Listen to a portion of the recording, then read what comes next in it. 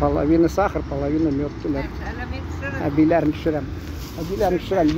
Йылмаймайлар, көңілсіз отыра деп, қазір яманлай башы меналарын хатта. Йылмай отырға тиіш алады. Я тут вот видео снял небольшое. Кто о чем говорит, а вшивы все про баню.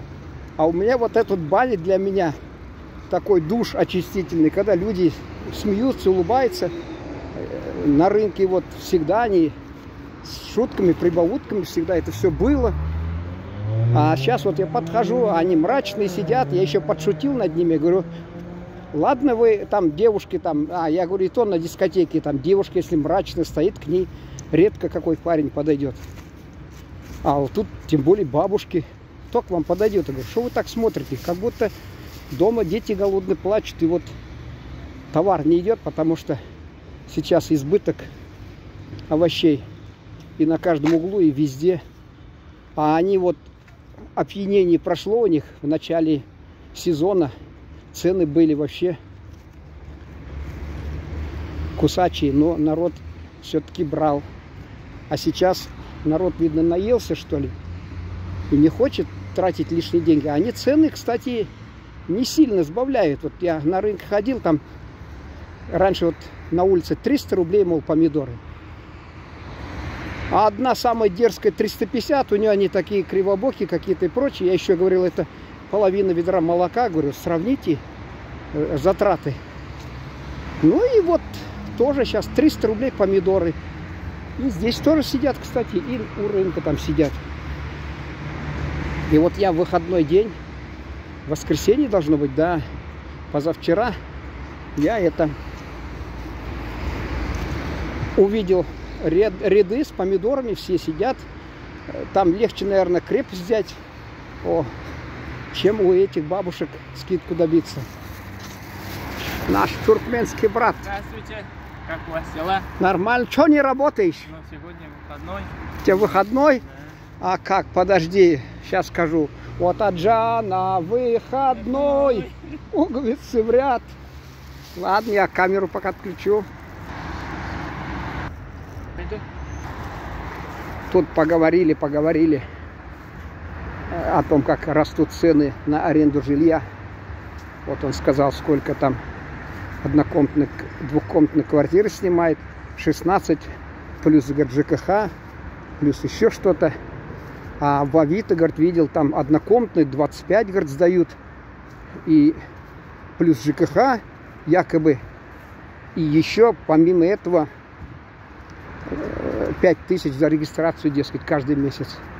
Я говорю, ну ладно, жадничать-то не надо кому-то там, значит, слишком много требовать. Вот, о чем я говорил, о том, что вот 300 рублей сидят они на улице, у базара, там проходимое место. И вот 300 рублей. В начале сезона 300 рублей стоили помидоры. В начале сезона, когда только-только появились, 350, потом они как-то, в прошлом году 200 было, а потом до 150, что ли, к концу сезона скинули.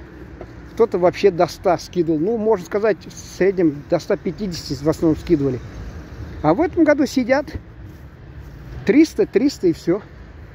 Ну, я тут пошутил, настроение поднял, а они, видно, какой-то сговор, не сговор, круговая порука или что там назвать как-то там.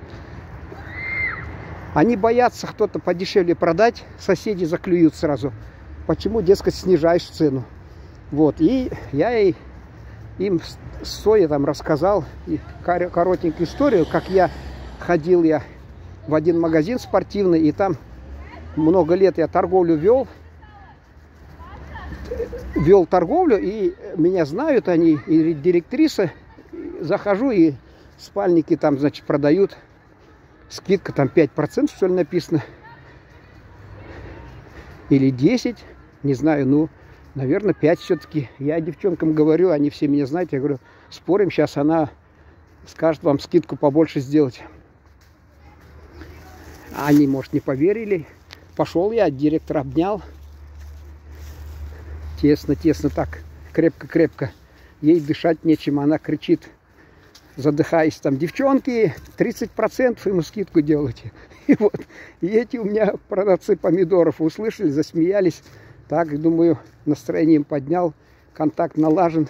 Теперь я им тихо говорю: я возьму 2 килограмма, давайте мне по 250. Она помялась, молчит, чтобы соседи не слышали. Я понял, что молчание — это знак согласия.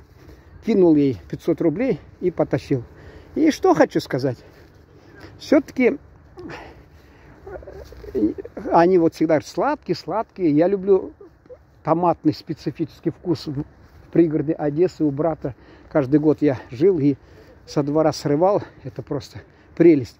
Тут вот иногда вот в сети магазинов в одной продаются они, эти помидоры по весне.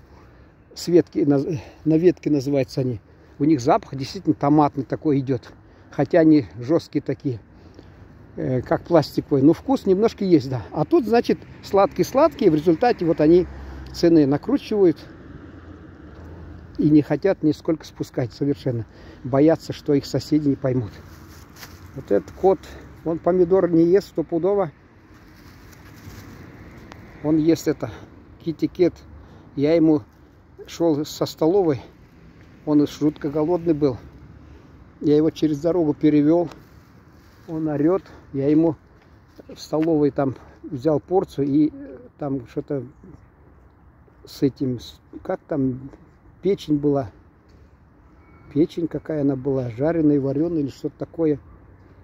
Он отказался есть эту печень. Китикет захотел. Потом я пошел в магазине, взял.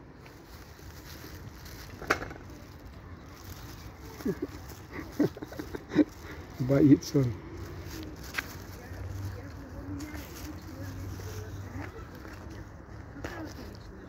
Так, насчет помидоров хотел продолжить. Это вот с какого-то языка помидор, оказывается, золотое яблоко переводится. Ну, судя по ценам, если бы я сейчас, как прежде, в газете вел базарную тематику, я бы, конечно, сострил на эту тему, что не зря назвали золотым яблоком, потому что действительно, по сути, золотые они. Конец сезона, вот я же сказал, что до 150, до 100 даже помидоры в цене падали. Так я вот утречком решил с яйцами пожарить или как там потушить эти помидоры. И пару раз во рту вкус как неприятный был. Значит, они помидоры все-таки не ахти какие. Вот такого качества невысокого попадается. А цена та же. Качество как было плохое, так и осталось. А цена... А нет, ну изменилось качество. А цена не изменилась. Та же самая цена, по сути. Не знаю, кого интересует это. Но меня еще вот вначале я говорил о том, что они не сидят, мрачно сидят, не улыбаются.